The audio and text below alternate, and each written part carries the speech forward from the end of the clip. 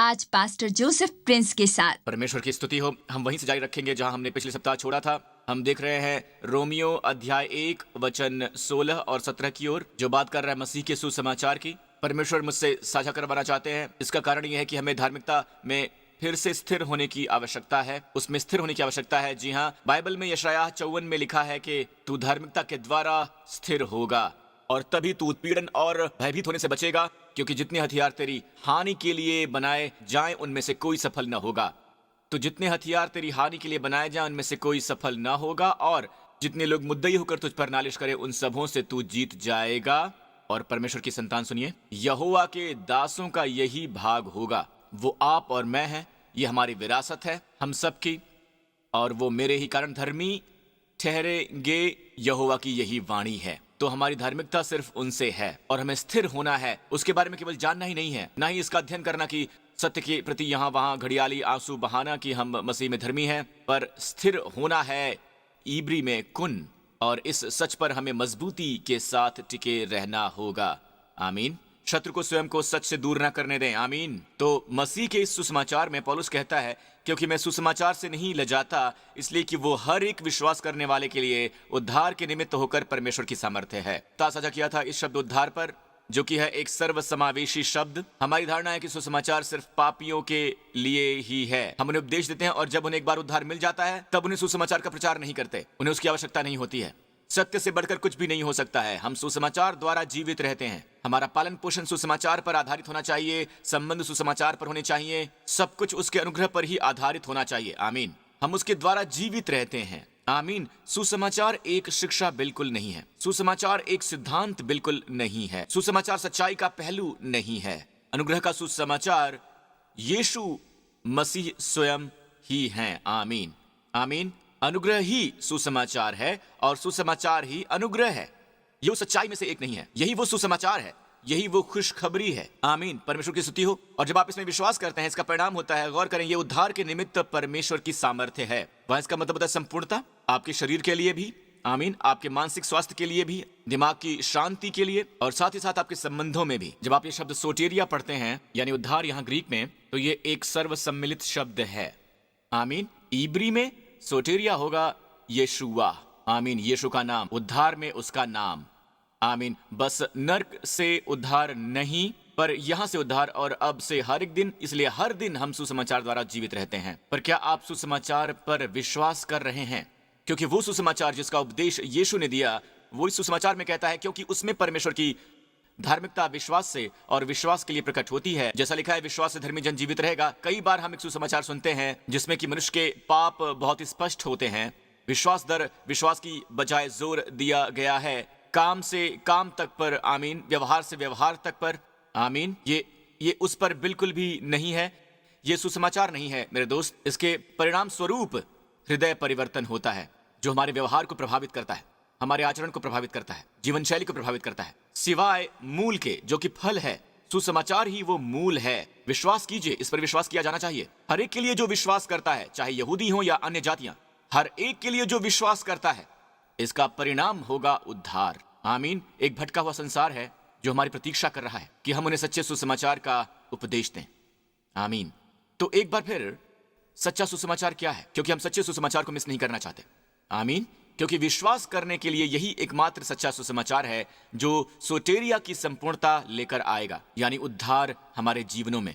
आमीन। सलामती हमारे जीवनों के हर एक क्षेत्र में। आमीन। केवल सच्चा सुसमाचार ही उसमें परिणाम दे सकता है। आमीन। अगर आप प्रेरितों के काम 13 की ओर देखें, यहाँ एक विवरण है प्रेरितों के काम 13 में, जहां पौलुस को आमंत्रित किया गया था। वो असल में एक स्थान पर आया जो कहलाता है पिसिदिया का अंताकिया, और वो सबत के दिन आराधनालय में गया और जाकर बैठ गया। कई साल पहले पास्टर मार्क और उसका परिवार और मेरा परिवार, असल में हम टर्की गए, एक ट्रिप पर गए, और हम पिसिदिया के अंताकिया के इस स्थान पर आए। और आप इस आराधनालय के खंडहर का पता लगा सकते हैं जहां पर पौलुस ने उपदेश दिया था। यह भी वहां पर है, ठीक है, यह भी वहां है। और भविष्यवक्ताओं की पुस्तक पढ़ने के बाद सभा के सरदारों ने उनके पास कहला भेजा कि हे भाइयों, अगर लोगों के उपदेश के लिए तुम्हारे मन में कोई बात हो तो कहो। ओह, पौलुस से ऐसा कहना एक बड़ी गलती है। तब पौलुस ने खड़े होकर हाथ से सैन करके कहा कि हे इजराइलियों और परमेश्वर से डरने वालों, सुनो। तो पौलुस ने बात करनी शुरू की कि कैसे इजरायली अपने इतिहास के बारे में बात करते थे। इजराइल अपने इतिहास के बारे में, वो आराधनालय में था, यहूदी इतिहास के बारे में बात करते हुए, इजराइल दासत्व में कैसे था, गुलामी में था, कैसे परमेश्वर बाहर लेकर आए। फिर उसने बात की यहोशू के बारे में और उस प्रदेश के आवंटन के बारे में। फिर पौलुस एक बार उनके इतिहास पर उपदेश देता गया। न्यायों का जमाना आया और फिर पहले राजा का, और जो है राजा शाऊल, और वो आया दाऊद तक, वो जो परमेश्वर द्वारा नियुक्त किया गया था। और ये व्यक्ति दाऊद, जिसकी वंशावली से आएगा मसीहा, यानी जगत का उद्धारकर्ता आएगा। और जब वो आया दोस्तों, उसने पुनरुत्थान पर उपदेश दिया। इसे देखिए, ये पौलुस के सरमन का अंतिम हिस्सा है। और पौलुस ने कहा, इसलिए हे भाइयों, तुम ये जान लो कि इसी के द्वारा पापों की क्षमा का सुसमाचार तुम्हें दिया जाता है, और जिन बातों से तुम मूसा की व्यवस्था के द्वारा निर्दोष नहीं ठहर सकते थे, उन्हीं सब से हर एक विश्वास करने वाला उसके द्वारा निर्दोष ठहरता है।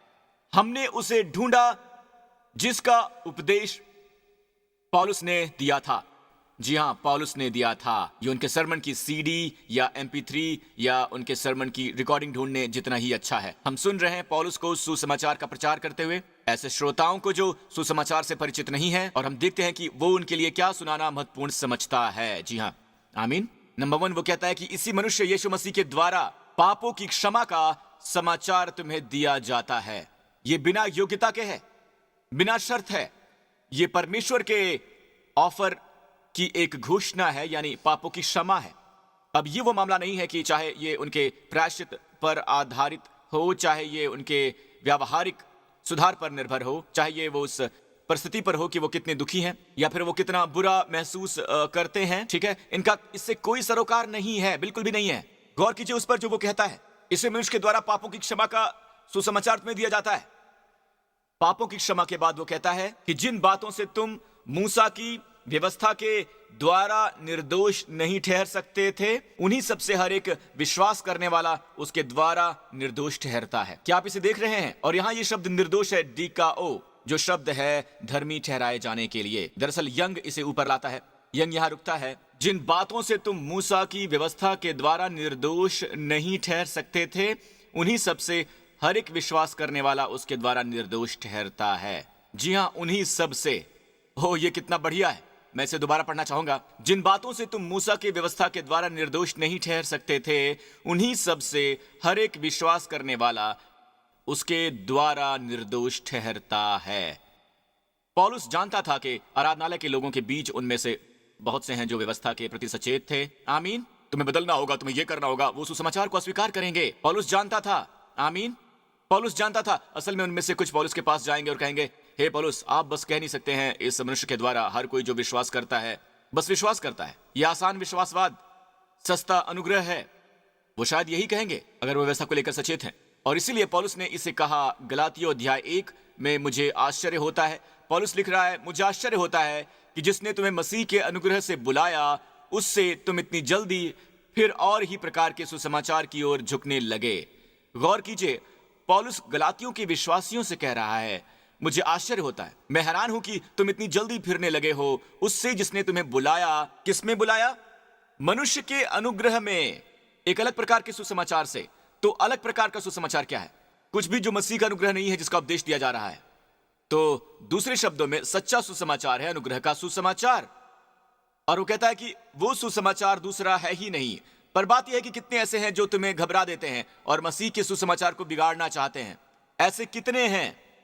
आज ये दूसरी तरह से है। लोग कहेंगे जो अनुग्रह का उपदेश देते हैं वो मसीह के सुसमाचार को बिगाड़ने की कोशिश कर रहे हैं। पौलुस के जमाने में पौलुस कह रहे हैं, कुछ भी जो अनुग्रह के सुसमाचार को बिगाड़ता है, आमीन, कुछ भी अनुग्रह के सुसमाचार से जो विकृत है, वो है और प्रकार का सुसमाचार। आमीन। परंतु यदि हम या स्वर्ग से कोई दूत भी उस सुसमाचार को छोड़ जो हमने तुमको सुनाया है, कोई और सुसमाचार तुम्हें सुनाए, तो श्रापित हो। वाओ, गौर कीजिए, वो कहता है हम या स्वर्ग से कोई दूत भी, नर्क से कोई दूत नहीं। मेरे दोस्तों, किसी दूसरे सुसमाचार का उपदेश आपको दे बजाय उसके जिसका उपदेश हमने तुम्हें दिया है। और पौलुस ने पहले से ही उन्हें किसका उपदेश दिया है? मसीह के सुसमाचार का। वो कहता है अगर कोई भी किसी और प्रकार के सुसमाचार का उपदेश देता है तो वो अभिश्रापित यानी श्रापित हो। जैसा कि मैंने पहले कहा है, तो अब मैं इसे दोबारा कहता हूं, अगर कोई भी तुम्हें उस सुसमाचार को छोड़ जो हमने तुमको सुनाया है, कोई और सुसमाचार सुनाए, तो श्रापित हो। यह दोहरा श्राप है। अगर आपने उसे पहली बार नहीं सुना तो उसने 2 बार दोहराया है। ये दोहरा श्राप है। एक बार मैंने प्रभु से कहा कि प्रभु वो बहुत भारी है। ओह, ये सचमुच भारी है प्रभु। आप किसी प्रभु सेवक पर श्राप क्यों डालेंगे जो मसीह के सुसमाचार को बिगाड़ता है? मेरा मतलब है, ठीक है, वो और प्रकार के सुसमाचार का उपदेश दे रहे हैं, पर आप उन पर दोहरा श्राप क्यों डालेंगे? पता उन्होंने मुझसे क्या कहा? क्योंकि मैं लोगों से प्रेम करता हूं और मैं नहीं चाहता कि लोग सुने विकृत सुसमाचार को। आमीन। परमेश्वर लोगों से प्रेम करते हैं और वो जगत से चाहते हैं कि वो उनके पुत्र के अनुग्रह के सुसमाचार को सुने, यानी परमेश्वर के अनुग्रह के सुसमाचार को। आमीन। मैं समाप्त करना चाहूंगा पौलुस की बातचीत से जो उसने नए नियम की एक बहुत ही आत्मिक कलीसिया के साथ की, यानी इफिसुस की कलीसिया से। और हमारे पास एक पत्र है पौलुस का इफिसुस की कलीसिया के लिए, जिसे बहुत से विद्वान बहुत ही आत्मिक कलीसिया के रूप में मानते हैं। ऑलराइट, आमीन। और ये है जो हमारे पास है कि पौलुस इफिसुस की कलीसिया के प्राचीनों को इकट्ठा कर रहा है और उसने कहा, ये अंतिम बार जब तुम हमारा चेहरा देखोगे। ऑलराइट, मैं ये बताने वाला हूं और ये पास्टर्स कॉन्फ्रेंस है। चलिए इसके साथ समाप्त करते हैं, ठीक है। ये कहकर समाप्त करता है कि मैं कभी नहीं झिझका। उसने कहा कि जो बातें तुम्हारे लाभ की थीं उनको बताने और लोगों को सामने और घर घर सिखाने से कभी न झिझका। पौलुस आपको लोगों के सामने और घर घर क्या सिखाते हैं? बताइए क्या सिखाते हैं? यहूदियों और यूनानियों के सामने गवाही देता रहा कि परमेश्वर की ओर मन फिराना और हमारे प्रभु यीशु मसीह पर विश्वास करना चाहिए। परमेश्वर की ओर मन फिराना है आइस की ओर, जिसका मतलब है जिस तरीके से आप परमेश्वर के बारे में सोचते हैं। आमीन। मुझे परमेश्वर की ओर मेरा मन बदलना पड़ा। आमीन। मैं सोचा करता था कि परमेश्वर मेरी पहुंच से परे है, वो मेरी समझ से परे है, पर अब मुझे मेरे मन को बदलना हुआ कि परमेश्वर मेरे लिए हैं। उन्होंने मुझसे प्रेम किया था जब मैं एक पापी था। मसीह मरा मेरे पापों के लिए। आमीन। मुझे मेरा मन बदलना होगा। मन बदलना ऐसा ही होता है, परमेश्वर की ओर से मन फिराना। इसी का उपदेश पौलुस ने दिया कि हमारे प्रभु यीशु मसीह पर विश्वास करना चाहिए। आप बस ये नहीं कह सकते हैं कि आपने परमेश्वर के बारे में अपना मन बदल लिया है, पर आपको हमारे प्रभु यीशु मसीह पर विश्वास करना होता है। अब देखो, मैं आत्मा में बंधा हुआ यरूशलेम को जाता हूं और नहीं जानता कि वहां मुझ पर क्या क्या बीतेगी। केवल ये कि पवित्र आत्मा हर नगर में गवाही देकर मुझसे कहता है कि बंधन और क्लेश तेरे लिए तैयार हैं। पर मैं अपने प्राण को कुछ नहीं समझता कि उसे प्रिय जानूं, वरन ये कि मैं अपनी दौड़ को और उस सेवकाई को पूरी करूं जो मैंने परमेश्वर के अनुग्रह के सुसमाचार पर गवाही देने के लिए प्रभु यीशु से पाई है। यहां हमें वो सुसमाचार मिलता है जो कहलाता है परमेश्वर के अनुग्रह का सुसमाचार, और पौलुस इफिसुस की कलीसिया के प्राचीनों से समुद्र के किनारे साझा कर रहा है, बस अपने उठा लिए जाने के ठीक पहले, और उन लोगों से कह रहा है, मैं आप लोगों को परमेश्वर के अनुग्रह के सुसमाचार का उपदेश देने और गवाही देने में असफल नहीं हुआ हूं, बिल्कुल भी नहीं। आमीन। हर किसी स्थान पर जहां जाता हूं, सबके सामने और घर घर पे मैं लोगों से कह रहा हूं कि वो अपना मन परमेश्वर की ओर फिराएं। आमीन। प्रभु यीशु मसीह में विश्वास रखने के लिए, और मैंने परमेश्वर के सुसमाचार का प्रचार किया है। ये सब पौलुस के शब्द हैं। आमीन। वो कहता कि अब देखो, मैं जानता हूं कि तुम सब जिनमें मैं परमेश्वर के राज्य का प्रचार करता फिरा, मेरा मुंह फिर ना देखोगे। गौर कीजिए, जिनमें मैं परमेश्वर के राज्य का प्रचार करता फिरा। आप परमेश्वर के राज्य के बारे में बहुत कुछ सुनते हैं। परमेश्वर का राज्य, हमारे पास परमेश्वर के राज्य की मानसिकता है। हमें किंगडम माइंडेड होना चाहिए। परमेश्वर के राज्य से आपका क्या मतलब है? पौलुस के मन में, गौर कीजिए, ये एक साथ चलती है। परमेश्वर के अनुग्रह के सुसमाचार का प्रचार करना बिल्कुल वैसा ही है जैसे परमेश्वर के राज्य का प्रचार करना। ये बिल्कुल वही सुसमाचार है। आमीन। ये सब उसी संदर्भ में है। आमीन। तो अनुग्रह के सुसमाचार का प्रचार करना है परमेश्वर के राज्य को लोगों के जीवनों में स्थापित करना। आमीन। आप परमेश्वर के राज्य का प्रचार कर रहे हैं। इसलिए मैं आज के दिन तुमसे गवाही देकर कहता हूं कि मैं सबके लहू से निर्दोष हूं, क्योंकि मैं परमेश्वर की सारी मंशा को तुम्हें पूरी रीति से बनाने से न झिझका। हमें परमेश्वर की पूरी मंशा मिल गई है। नई दोस्त, आपको बातों को संदर्भ में रखना होगा। यहां जो संदर्भ है हवाला दे रहा है अनुग्रह का, जो परमेश्वर की मंशा को पूरी करता है, क्योंकि परमेश्वर की मंशा शुरू हुई व्यवस्था के ABC से। आमीन। पुरानी वाचा में, और फिर हम जाएंगे परमेश्वर की पूरी मंशा पर। वास्तव में परमेश्वर ने सुसमाचार के लिए योजना बनाई इस समय अंदर आने के लिए कि प्राणों को उद्धार मिल सके। आमीन। संदर्भ है राजा।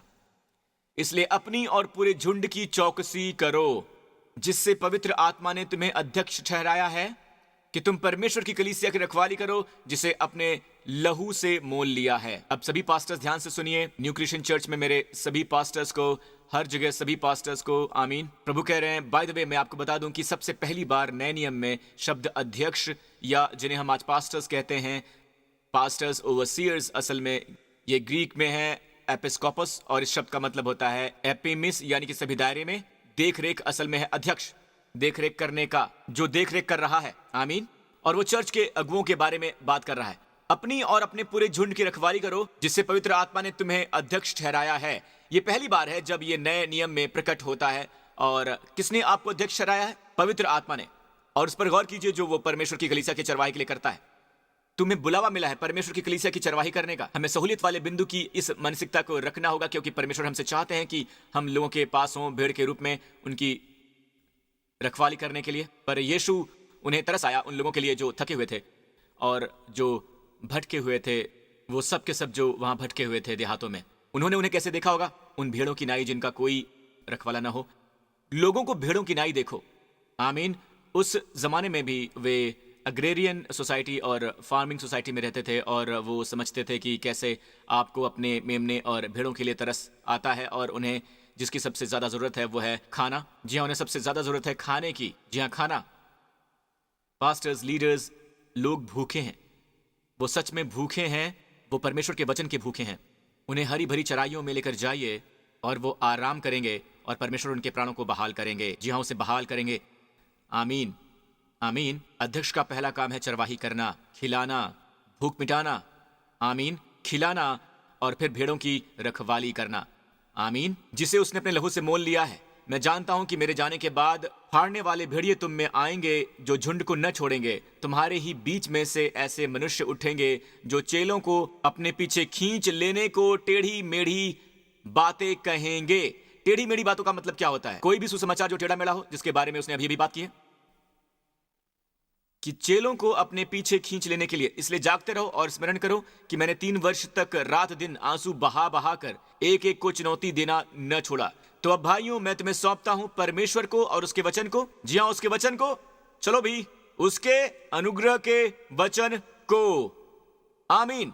वो इसके बारे में कहते हुए शुरू करता है कि मैं गवाही देता हूं और मैं प्रचार करता हूं परमेश्वर के सुसमाचार का। आपके पास यहां परमेश्वर की सारी मंशा है और वो कहते हुए समाप्त करता है कि मैं तुम्हें परमेश्वर को और उसके अनुग्रह के वचन को सौंप देता हूं। दोस्तों, परमेश्वर की सारी मंशा है उनके अनुग्रह का वचन। आमीन। जो दे सकता है उनके अनुग्रह का यह वचन है जो तुम्हारी उन्नति करके पवित्रों में साझी करके मिरास दे सकता है। हमें उन्नति करने की आवश्यकता है इससे पहले कि हम मिरास प्राप्त कर सकें। हमें उन्नति करने की जरूरत है इससे पहले कि हम मिरास प्राप्त कर सकें। लोगों को वचन सुनने की आवश्यकता है इससे पहले कि वो उसे ग्रहण कर सकें। उद्धार के लिए भी उन्हें सुसमाचार सुनने की आवश्यकता है, यानी परमेश्वर का अनुग्रह, इससे पहले कि वो पापों की क्षमा पा सकें, इससे पहले कि वो परमेश्वर द्वारा धर्मी ठहराए जाने का उपहार पा सकें चंगाई के लिए। उन्हें सुनने की आवश्यकता है अनुग्रह के वचन द्वारा उन्नत होने की, और फिर चंगाई की विरासत, बच्चों की रोटी उन्हें दी जाती है। चंगाई की विरासत, बच्चों की रोटी। आमीन। अनुग्रह का वचन जो आपको उन्नति दे सकता है, जो आपको बनाने के योग्य है और आपको वो दे सकता है। जी हाँ, वो आपको दे सकता है। यह हमेशा उसी क्रम में है और यह आपको देता है एक मिरास पवित्रों में साझी करके। और दोस्तों, मुझे बस ऐसा महसूस होता है जैसे हम सच्चे सुसमाचार के लिए लड़ाई कर रहे हैं। आमीन। पूरे सुसमाचार की शुद्धता के लिए कि वो जस की तस बनी रहे। ऑलराइट। सुसमाचार की सच्चाई हमेशा इसमें रहेगी और परमेश्वर की धार्मिकता इसी में प्रकट होगी। आमीन। धन्यवाद प्रभु यीशु। दोस्तों, इसी समय स्वयं की घोषणा करो कि मैं मसीह में परमेश्वर की धार्मिकता हूं। इसे अब कहिए। अब मैं चाहता हूं कि आप इसे कहें इस तरह से कि आप धार्मिकता में स्थिर रहने में विश्वास करते हैं। आपको पता है क्या होने वाला है? इससे पहले के वचन में लिखा है, तेरे सब लड़के यहोवा के सिखलाए हुए होंगे। जी हाँ, यहोवा के, और उनको बड़ी शांति मिलेगी। उन्हें शालोम और शांति मिलेगी। फिर अगले वचन में लिखा है कि तू धार्मिकता के द्वारा स्थिर होगा। तो अभी ये कहिए, मैं मसीह में परमेश्वर की धार्मिकता हूं। आमीन। मैं धर्मी ठहराया गया हूं। इसे कहिए। आमीन। बस मैं यीशु के द्वारा धर्मी ठहराया गया हूं। हमारे कर्मों से इसका कोई सरोकार नहीं है। आमीन। और अब इसे देखिए, एक बार जब आप धार्मिकता में स्थिर हो जाते हैं तो तू अंधकार से बचेगा क्योंकि तुझे डरना न पड़ेगा। तू भयभीत होने से बचेगा क्योंकि भय का कारण तेरे पास न आएगा। तो आप एक ऐसा इंसान बन जाएंगे जो आतंक से, भय से, चिंता से, परेशानी से मुक्त है, क्योंकि ये सब आधारित है, स्थापित है भय पर। आमीन। आप भय से कोसों दूर रहेंगे, आप उत्पीड़न से दूर रहेंगे। और बिल्कुल नीचे आ जाइए, उसमें लिखा है वो सब एक साथ इकट्ठे होंगे तेरे विरोधी पर। जानते हैं क्या? वो सब इकट्ठे होंगे पर वो तेरे कारण गिरेंगे। तेरे कारण। आमीन। वो सब जो तेरे विरुद्ध भिड़ जाएंगे। अगर तू विश्वास करता है कि तू मसीह में परमेश्वर की धार्मिकता है तो वो सब दूर गिर जाएंगे। और इसका अंत होता है ये कहते हुए कि जितने हथियार तेरे लिए बने हैं उनमें से कोई सफल न होगा, और जितने लोग मुद्दई होकर तुझ पर नालिश करें उन सबों से तू जीत जाएगा। यहोवा के दासों का यही भाग होगा और वो मेरे ही कारण धर्मी ठहरेंगे। यहोवा की यही वाणी है। जितना ज्यादा आप विश्वास करते हैं, जितना आप घोषणा करते हैं कि आप मसीह में परमेश्वर की धार्मिकता हैं, तो कोई भी हथियार नहीं बनाए जाएंगे। शैतान तुम्हारे विरुद्ध सब प्रकार के हथियार बनाएगा, पर जितने भी हथियार बनाए जाएंगे उनमें से कोई भी सफल नहीं होगा। तुम्हारे विरुद्ध कोई भी हथियार सफल नहीं होगा। आमीन, क्योंकि आप उनकी धार्मिकता में हैं। फिर से कहिए, मैं मसीह में परमेश्वर की धार्मिकता हूं। ऑलराइट, आमीन आमीन। यीशु के नाम की स्तुति हो। दोस्तों, अगर आप इसे देख रहे हैं और आपने कभी भी यीशु मसीह पर अपना विश्वास नहीं रखा है, आपने अभी तक पापों की क्षमा नहीं पाई है, तो आपको ये इस मनुष्य द्वारा सेतमेत में पेश की गई है। ये पुनरुत्थानित मनुष्य, ये महिमामयी मनुष्य, ये मनुष्य जिसे मुर्दों में से जिलाया गया, और वो इसी वक्त आपके जीवन में आता है, आपके उद्धारकर्ता के रूप में, आपके न्यायी के रूप में। तो क्या आप उसे ग्रहण करेंगे? अगर ये आप हैं तो इसी समय मेरे साथ ये प्रार्थना कीजिए कि ये है स्वर्गीय पिता, मैं स्वीकार करता हूँ कि यीशु मसीह मेरे प्रभु हैं। मैं आपका धन्यवाद करता हूँ कि यीशु क्रूस पर मरे हमारे पापों के लिए। आपने उन्हें मुर्दों में से जिला दिया जब मैं उनमें धर्मी ठहराया गया, और मैं आपका धन्यवाद करता हूँ कि मेरे सभी पाप क्षमा कर दिए गए हैं। धन्यवाद हे पिता कि आप मुझसे प्रेम करते हैं। यीशु के नाम पर आमीन आमीन। प्रभु की स्तुति हो। अगर आपने प्रार्थना की है तो आप उद्धार प्राप्त हैं, आप नए सिरे से जन्मे हैं, आपकी जीवन की पुरानी बातें गुजर गई हैं, आप धर्मी घोषित हो चुके हैं। आमीन। और हमेशा के लिए धर्मी हो चुके हैं। आमीन। आपके कार्य अभी यहाँ सिद्ध नहीं हुए हैं, वहां एक उन्नति आने वाली है। आमीन। एक उन्नति अनुग्रह में। पर क्या आप जानते हैं आप धर्मी घोषित किए गए हैं? आप वहां पर नहीं होंगे जहां पर आप धर्मी ना ठहराए जाएं। आमीन। प्रभु की स्तुति हो। हालेलुया।